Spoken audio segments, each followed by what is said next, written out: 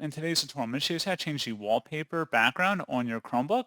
So this should hopefully be a pretty straightforward process, guys. And without further ado, let's go ahead and jump straight into it. So all I have to do is open up the launcher utility, and you want to go underneath, just search for wallpaper. Best results are going back with change wallpaper. Go ahead and select that.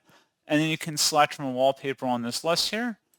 And you can also select a custom one that is saved on your computer. If you go back to wallpaper, you can go underneath my images too. And that's pretty much it. So pretty straightforward process, guys. And as always, thank you for watching. I do hope that was able to help you out. And I do look forward to catching you all in the next tutorial. Goodbye.